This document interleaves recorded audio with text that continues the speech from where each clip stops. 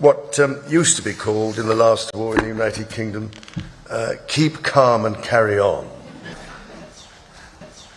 ওয়াশিংটনের হোয়াইট হাউসে এক রাষ্ট্রীয় নৈশভোজে যুক্তরাষ্ট্র ও যুক্তরাজ্যের দীর্ঘদিনের সম্পর্ক নতুনভাবে আলোচনায় আসে।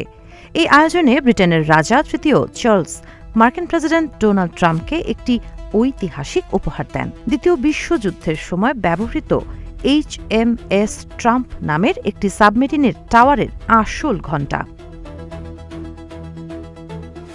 1944 সালে চালু হওয়া ব্রিটিশ রাজকীয় নৌবাহিনীর ওই সাবমেরিন প্রশান্ত মহাসাগরের যুদ্ধে অংশ নিয়েছিল। রাজা চার্লস জানান, এই ঘণ্টাটি শুধু একটি ঐতিহাসিক নিদর্শন নয়, বরং দুই দেশের ভবিষ্যৎ সহযোগিতা ও বন্ধুত্বের প্রতীক। জীবন অবাক না করলে কে করবে? 28% মিল্ক ফ্যাটের অবাক করার সাথে ফ্রেশ মিল্ক পাউডার। জীবন অবাক করুক প্রতিদিন। হালকা রসিকতার সুরে তিনি বলেন, যোগাযোগ করতে চাইলে শুধু ঘণ্টাটি বাজালেই হবে।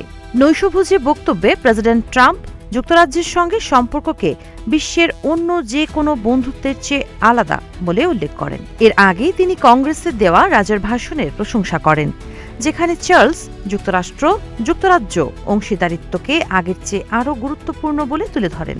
একই সঙ্গে তিনি তার মা রানী এলিজাবেথের 1991 সালের ঐতিহাসিক ভাষণের কথাও স্মরণ করেন। নৈশভোজটি আয়োজন করেন প্রেসিডেন্ট ট্রাম্প ও ফার্স্ট লেডি মেলানিয়া ট্রাম্প। রাজা চার্লস ও রানী ক্যামিলা পার্কার বাউলস 4 দিনের রাষ্ট্রীয় সফরে যুক্তরাষ্ট্রে অবস্থান করছেন।